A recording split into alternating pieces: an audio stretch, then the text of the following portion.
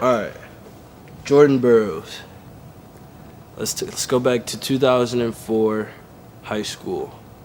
You're a sophomore in high school. Sophomore year, yeah. Sophomore in high school. Take us through the, I won't call it a disappointment, but the letdown that was your the ending of your sophomore season.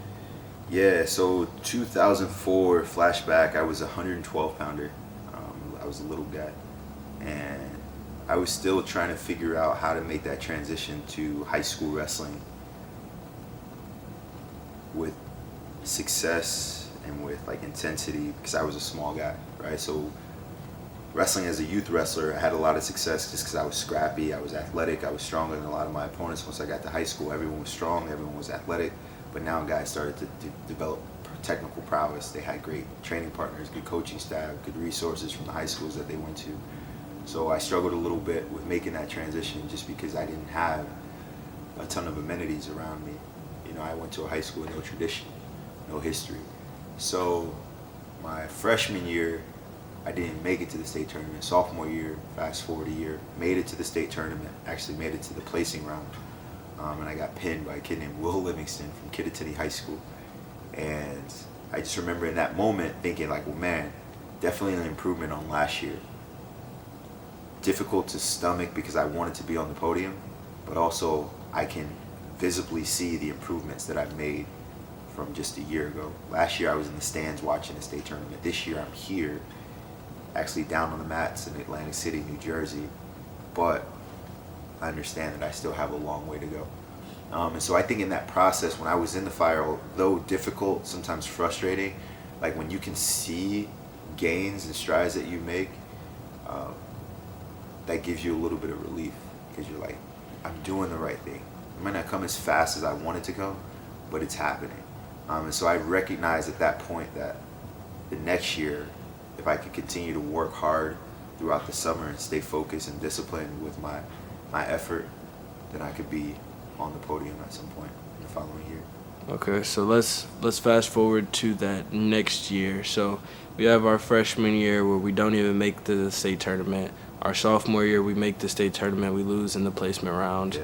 And now our junior year, where we've now started to find just a bit of success. Yeah, so junior year, now I'm starting to feel myself, right? I get a little bit bigger, I'm physically developing as a man, I got some muscles now. And so I make it to the state finals, like improbable run. I think I was ranked like 6th in the state, made it to the state tournament, made it to the finals, wrestling a kid named Frank Molinaro, who now anyone in the wrestling community understands who he is, national champion, Olympian. But at that time, I'm trying to figure out, okay, here I am, I made it to the state finals. Can I become a state champion? I don't think even at that point I believed that I was worthy of being a state champion. I thought it was like a Cinderella run where I had upset a lot of guys that I knew were better than me. They've had success in the past. Their accolades and their resume was stronger than my own. But on this particular day, I'd done the right things to get to the state finals. But the hardest thing I think about being an athlete, sometimes when your reality doesn't align with what other people think of you, it's difficult to kind of merge that mindset, right? Because there's always going to be this disconnect. It's like, this person thinks I'm great, but deep inside, I don't think I'm capable of being here. So my wrestling reflected that. And it was a really close match, ended up going to overtime, and I lost in double overtime. And I remember laying on the mat crying, and I hid under the bleachers afterwards. And I cried for about an hour. And the only reason I stopped crying was because I had to go to the podium to get my award and stand on the podium to take a picture. And it was crazy because I went from going from the year before not even placing in the state to the following year being second in the state, and still it wasn't enough. Right? I cried when I didn't place, I cried when I took second. Like the only thing that I could leave that tournament with that would satisfy me was the gold medal. But there's only one of those guys per weight class, so that's a very difficult task. But I knew that I was making the right gains and I was getting better. Guys that were beating me the year before, now I was beating. The same guy that pinned me in the placing round my sophomore year was the guy that I beat in the semifinals to make it to the state finals. So I recognized like I was getting better. I was getting more confident. I was gaining technically, but there were still a lot of things that I needed to do. But it was also the first time that I believe that there was something more for me outside of high school wrestling. Like, damn, maybe I could wrestle at the next level. Maybe I have what it takes to go to a Division I university and wrestle at the highest level. So that was kind of my first time that I realized that I was pretty good and I maybe had the chops to do it at the next level.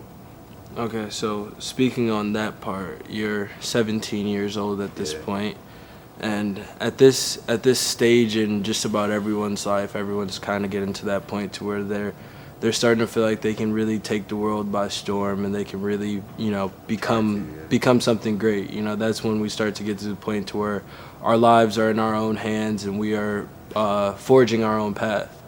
So talk to me about that that letdown of you preparing to go forth, thinking like, now it's my time to, maybe I can wrestle at the next level, maybe I can do big things, I can do great things.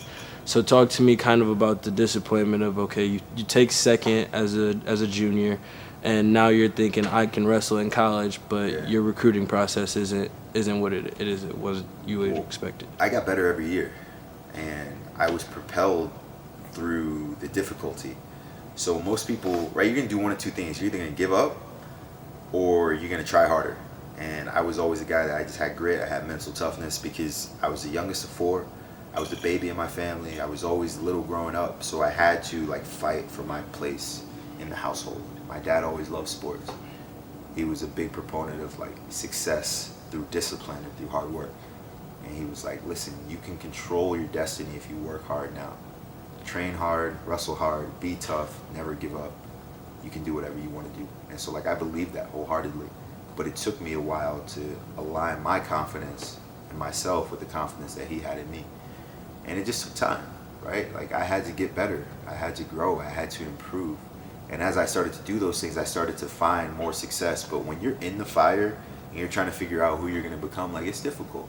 I never forget running through the hallways in my high school, looking at the banners hung up in our gymnasium, trying to figure out, would I ever have my place on that wall? Would I ever have a trophy in the trophy cases that people could talk about? Would I have a career worth telling people about? And, now it's easy to look back damn, I did all this and I was great. But at that point, you're I have no idea. And you're struggling with a bunch of distractions outside of the wrestling room. So being great within the wrestling room, it's tough. It's tough. But I realized that there were very few things that I was blessed with from a talent perspective. Wrestling was one of the things that I knew I could be good at, and it was what I was best at. And so I just put all my eggs in one basket, put all my effort into my wrestling. It was let me see how good I can become at this and how far this could take me. Because I didn't consider myself great at anything else. And I knew if I wanted to leave my circumstances, get out of this environment and go on and do something special, I had to do it in wrestling. So I doubled down on the sport and really started to push myself, with effort, consistency, training out of the season, making sure that I was focused on what I needed to do to get better, surrounding myself with teammates and coaching staff that was going to push me. And I think all those things helped me improve.